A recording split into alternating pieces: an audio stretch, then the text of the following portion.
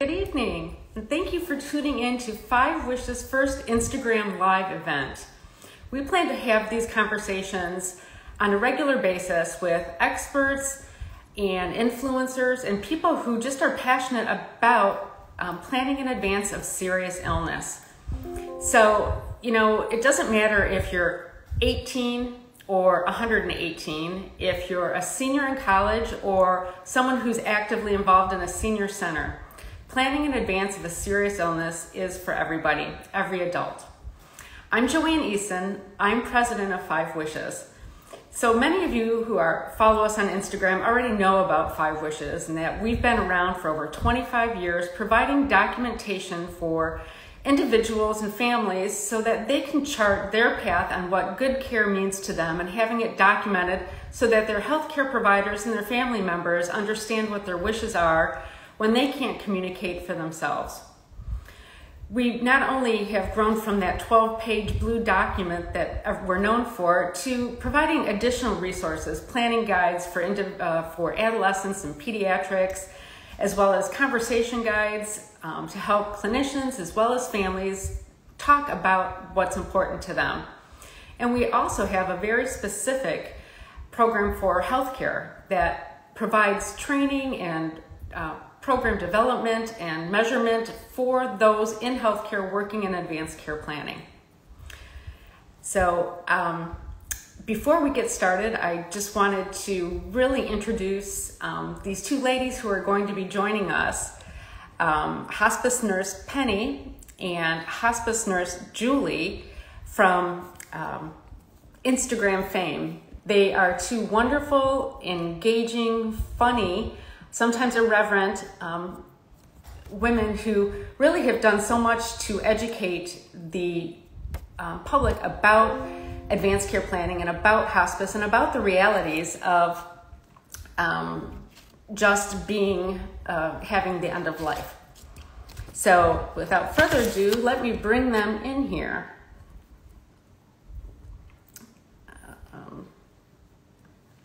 Just a moment.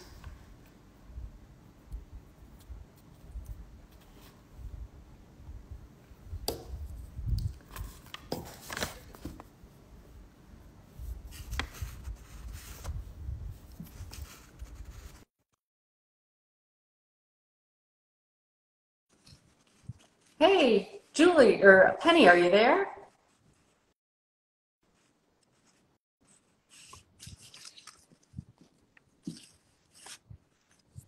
Hello. Hey, how are you? I'm good. How are you? Good. I'm just trying to get Julie up here.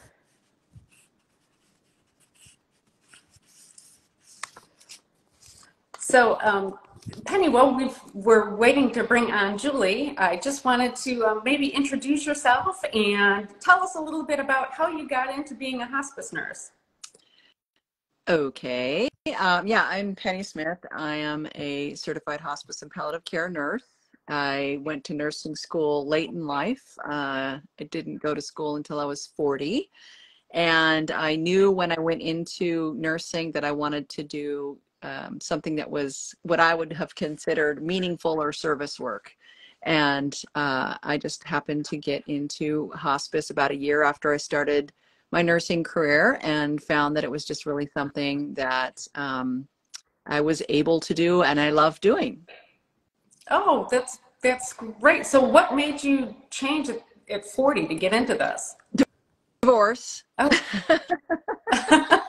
Well, I guess that's one of those five major that they make life just decisions with. Yep. Yeah. I was a stay-at-home homeschooling mom and I needed a career and I had only ever been like a bartender and a vet tech and a grocery checker and needed to do something that was going to be more substantial and decided to go to nursing school. Wonderful. Wonderful.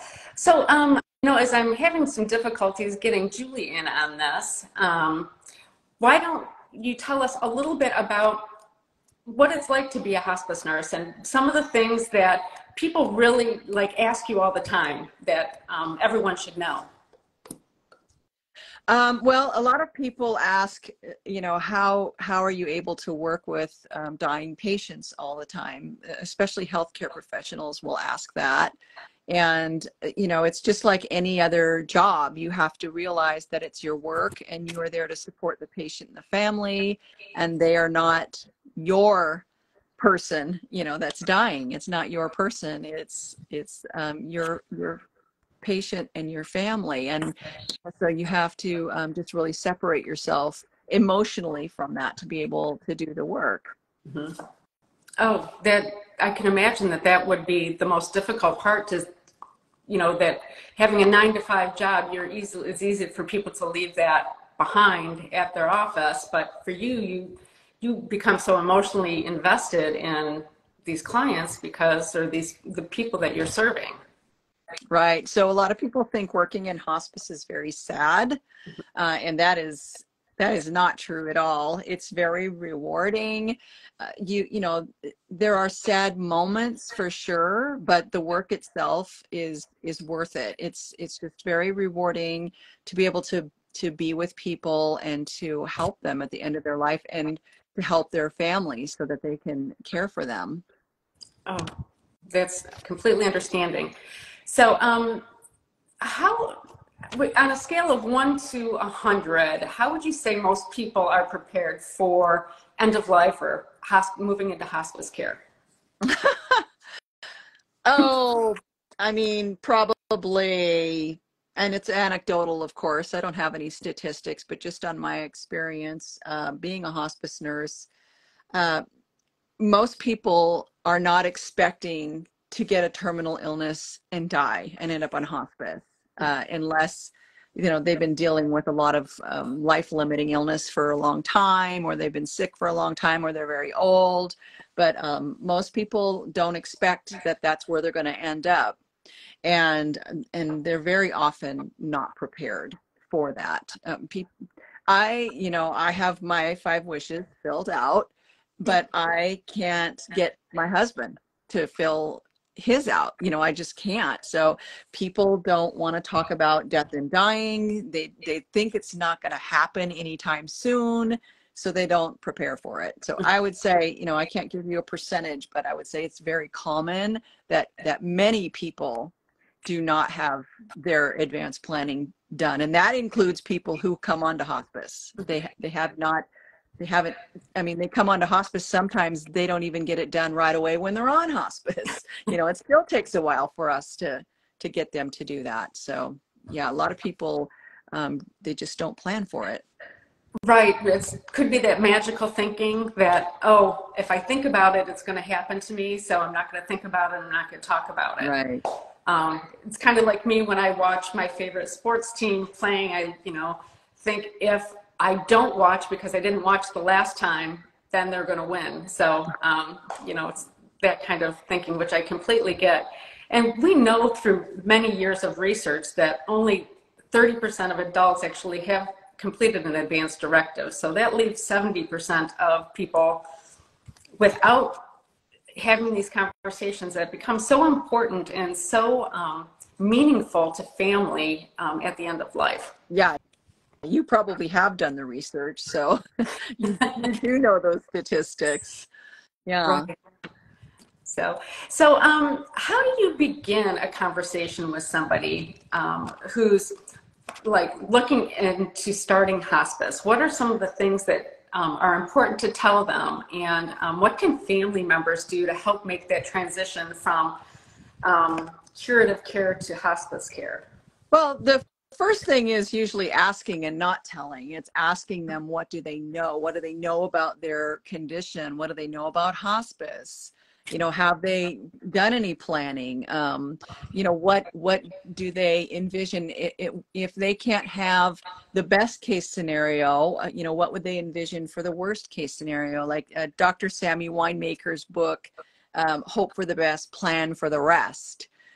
So I think the conversation always, and I've had these conversations with people who came onto hospice and really weren't very informed about what was going on. They were told by the doctor that hospice can help, and then that's about it. Like, they can bring services in and help you. And they didn't really get the whole, enchilada, like you're dying. Right. And so I've had those conversations, and that is usually what we start with, is feel out what they know. What do you know about it? And then filling in the gaps and helping them to understand what is actually true or right. And that is so true. That's so important. I know so many people who think they equate hospice with home care. And Yeah. that, that's a great transition if you're seriously ill and have home care, that moving into hospice. But it must be really difficult to have to really inform the person that, like, no, you do have a serious illness that's life limiting. And, Right. having that put on your shoulders to have to tell people instead of their other providers. Right. Not even life limiting, but terminal, life ending. And so the way that I usually explain that is by saying, well, let me first tell you about hospice. Hospice is a program for people who are terminally ill with a life expectancy of 6 months or less. Somehow it's less of a blow if you're not saying you have, but like giving them the overview of, this is what hospice is. Hospice is for people who are expected not to live for more than 6 months. Right. Right. So speaking of that, many months ago, President Carter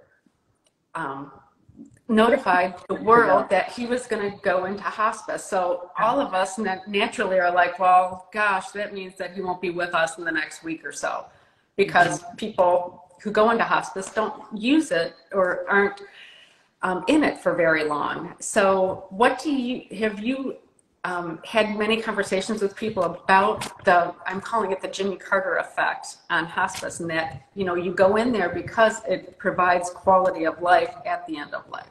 Yeah. So I've actually done several updates on Jimmy Carter. I am, and the NHPCO, the National Hospice and Palliative Care Organization, has also written articles about this too, that he is really putting hospice at the forefront. And right away, people assumed that he was going to die quickly, because most of the time when somebody who's famous goes on to hospice, the next thing we hear is they're dead. That's how it goes. And so I love that he has elected the hospice benefit early. It's been more than 6 months and he's still alive, which is fantastic, because so many people think when you hit the 6-month mark, you get kicked out of hospice, and that's not how it works at all. And so I think he's just really setting a fantastic example of how the hospice program should be utilized, and that people should be electing the hospice benefit when they're eligible for it, not just waiting until the very end. People think that hospice is the end of life care, and it's end of life care, but there's a long period of time for many people when they have a terminal illness. And so it's really great that he has publicly gone on to hospice, and I'm really excited about it. I've like the whole time been going, please live a little longer, so I can, make my video and say, well, it's been 6 months and Jimmy Carter is still alive, even though he went on hospice, because so many people think by going on to hospice that you'll die faster. And that's just not true at all. Right. So that is a common myth. What are some of the other common myths about hospice? One of the things you touched on, that people think it's home care, that we go in and take care of people in their home, which we don't do. We educate the family on how to care for their person in the home, or whoever their caregivers are. People think hospice is a place, and while there are hospice care centers, the majority of hospice takes place in a person's home, or wherever they call their home. That we starve patients to death, which is not true. One of the earliest signs of a person approaching death is that they're going to sleep more and eat less. That's part of the biological process of dying. As the body is shutting down, we allow people to eat whatever they want, as often as they want. They don't usually want a whole lot, and that's okay. Or that we give morphine to people to end their life, and that couldn't be further from the truth. We don't kill our patients at all. That's not true. Right. And you know, funny that, well, not funny that you say that, but my mother passed away 28 years ago, and before Five Wishes actually was even a thing. But I remember that we had these conversations around our table about what she wanted. And we actually moved her and my father into our home and cared for her with hospice. And that was one of the most beautiful aspects of the last month or two of her life. And that knowing that there was an end in sight, but that a lot of meaningful things were able to be said, and that the nurses and the team of hospice workers were so good at educating me and my family about what to expect next. And then when it was the night she was passing, you know, there was a lot of what you describe in your videos on Instagram on, you know, the agitation and that. And what we did was to help calm, the nurse was on the phone saying, you know, give her a little bit more morphine just to help relieve the anxiety. So, and I think people probably do get apprehensive about doing that, thinking, I don't want to kill them, but it does, you know, morphine's there for a reason. And then there's also the people that talk about they don't want their family member to get addicted. Yes. Yeah. Yeah, that's a concern people have too that we have to address often. And of course, it's not, they're not going to get addicted to it. We are using it as it's intended to be used. They're not using it to get high. They're using it for their pain management. Right. You know, and the truth is, it's funny because morphine gets the bad rep, but there are other medications that we give that are even stronger, and people don't even blink an eye about that. And one of them is oxycodone, and people take Vicodin, which is Percocet, oxycodone, and Tylenol. And a Percocet is usually going to be 5 milligrams of oxycodone, and I forget, 500 milligrams of Tylenol. Well, 5 milligrams of oxycodone is equivalent to 7.5 milligrams of morphine. So in other words, it's stronger than morphine. But people think morphine is what's going to cause the person to die. And, you know, we do see, and another reason why that is often the myth is that we do see people get morphine and then die right away after that. But they're dying. And oftentimes when somebody is agitated, or they're having pain or shortness of breath or other symptoms that are making them feel restless or uncomfortable, they aren't able to relax enough to kind of let go and die. So really, morphine doesn't cause the death, but it facilitates it. It facilitates a peaceful death. And any other opioid that we give, because we don't just give morphine, we give oxycodone, we give hydrocodone, we give like many fentanyl. You know, there's lots of opioids that we use, and they're not causing the death. They're just making the person be comfortable enough to let go and die. Because somebody who's restless, you know, they just can't settle in and let go. Right. Right. So, well, that is, I think, one of the major aspects that really people need the education on, is that there is a whole pharmacy available to help relieve the anxiety and the pain for the people, so that they can have that more comfort, and that also adds more comfort to the family members as well. Right. So tell me a little bit about how you got into being such a huge Instagram influencer on hospice care. Well, during the COVID shutdown, I, like many people, found my way to TikTok and was, you know, really fascinated by all the different videos. I've always been a bit of an entertainer. I, you know, was in musical theater and in a rock band, and was kind of intrigued by this app, TikTok, and was trying to learn how to shuffle dance. And then one day made a video about an experience that I had as a hospice nurse, and it went viral. And I realized that people were interested in knowing more about death and dying. And ever since I've been a hospice nurse, I have been a passionate advocate for hospice care and quality end-of-life care. I've found that when I've been with my patients' families and I educate them about the dying process, it really relieves the burden of fear that they have. Because when you see somebody who's dying, who you love, doing things that you've never seen before, and you don't know that those things are absolutely normal, it can be terrifying. And I always say, you know, death is going to be sad, but it doesn't have to be scary. And so if we're able to prepare people and say, yeah, that's normal. I mean, I've been with so many family members where I said, oh, that's normal. And they were like, it is? Yeah, that's normal. You know, the relief is palpable if you can explain to them that what they're seeing, we see it all the time. You know, the color changes, the breathing changes, the noises, you know, the things that we see with people who are dying are very, very common, and we see them all the time. And that's just reassuring to families. So I felt like being able to do this on social media was like a grassroots way of educating the public. You know, I believe in death positivity. We're all going to die someday. I have seen that people who are accepting of that have a much better death than those who want to fight it and not accept it. Right. Well, you and Hospice Nurse Julie have done so much for that education on what it means to die well. That, you know, I'm sorry that Julie I can't seem to get Julie to come into the conversation, so we'll have another one specifically with Julie.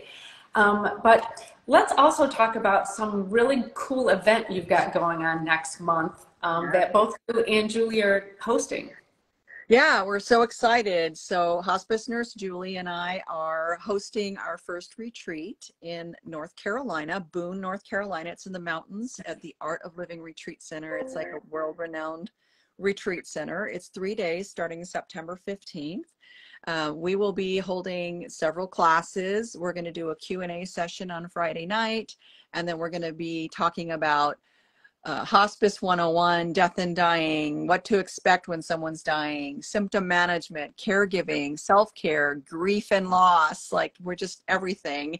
And then on Sunday, we are going to be using the 5 wishes, and we are going to be helping the attendees complete their 5 wishes. So we'll be there to answer any questions. A lot of times people have questions about, you know, certain things like tube feeding or CPR, that type of thing. And we're going to be able to kind of walk them through the 5 wishes and help them with their advanced planning. So they'll be able to leave with their advanced planning done. And it will be in some states legal, right? Like if they have somebody that's witnessing their signature there at the retreat, it will be a legal binding document. And then there's a few steps that other people who live in other states might have to do. But so that's really exciting because we'll be able to send people on their way with their advanced care planning done.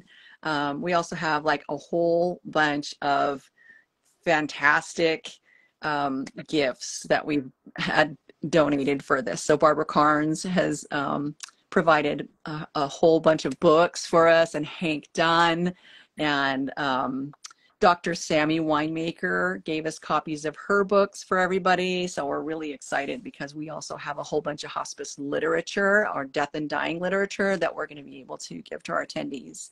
So if you're interested in finding out more information or registering for the retreat, the link is in my bio, Hospice Nurse Penny on Instagram. And also, Julie has a website, hospicenursejulie.com, and she actually has the link right there on the front of her website, so it's easy to find. Great. Well, what we'll do after this is also share it on our Instagram, just so people can register. And I'm so bummed. I really want to attend. We have a wedding up in Michigan that we're going to, but do you think you might plan this as an annual event? Well, we're reserving judgment. We want to see how it goes before we try to, we've talked about like, we should do a road show. But I think we're kind of like, we want to see how it's going to go first. There's a lot of planning that goes into it. And So I think we're going to see how it goes first, but hopefully, it'll go really well and we'll be able to. We've had a lot of people who have said, they really want to go, but they live in other places and it's, traveling is expensive. And I see somebody's asking if we'll record it for Zoom. We've had a lot of people who have asked if we can record it, but we really can't. The nature of the retreat is to be really interactive and to kind of, build community. And so we aren't really going to be able to film what we're doing. It's really going to be more, kind of hands-on and interactive. Mm-hmm. Yes. I can understand that. Well, it seems like there's a lot of interest in what both you and Julie have to say. So I would hope that there's going to be an annual event. Maybe we can catch up, and I'd definitely love to be an attendee, and I'm sure that all those listening on our Instagram here would love to be part of it as well. So any parting thoughts? And I just want to thank you for being the brave soldier to come on and be our first attendee on our Instagram Live events. Yeah, I'm so bummed that Julie wasn't able to be on it too. We actually did a podcast together last night with Dead Talks podcast, and it was really fun. I mean, anytime Julie and I get together, we have fun. Mm-hmm. We really, being a hospice nurse, you really enjoy living. It makes you appreciate life, and both of us we have so much fun when we get together. And I think Julie said, I know, sorry guys. I know, Julie, I'm so bummed out. I know. But we really love to have fun and make learning about death and dying lighthearted. Mm-hmm. It's a dark topic, it's a taboo subject, and not talking about it is not going to prevent it from happening. Mm-hmm. And talking about it can make the experience so much better. Mm-hmm. I've had so many patients who didn't want to go there. They didn't want to talk about it.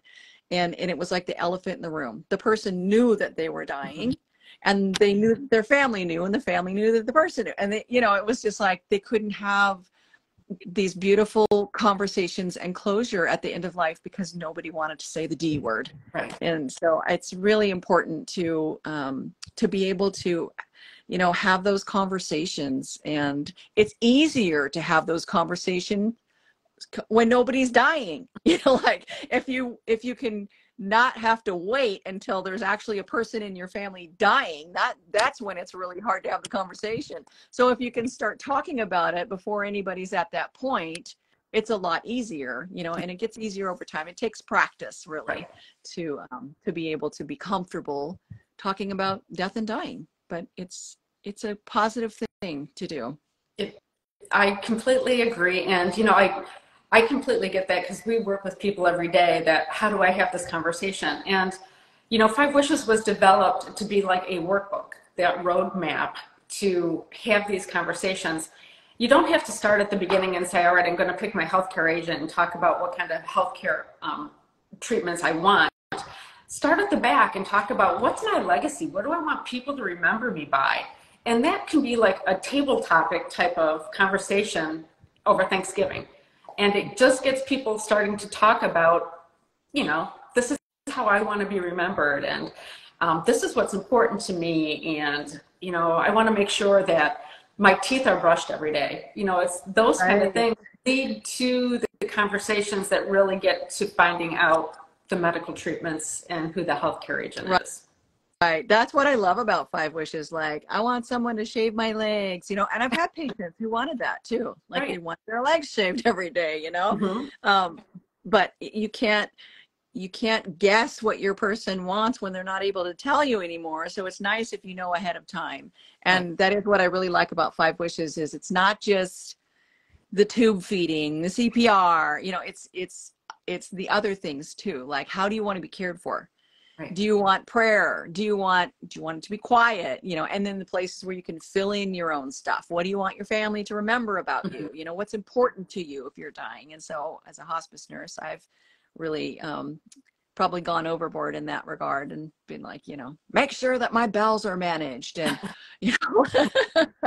but, like things like that are not in your typical like Pulsed or Molst, where it's just CPR or limited interventions or comfort care. What do you want? You know, antibiotics or no antibiotics, tube feeding or no tube feeding.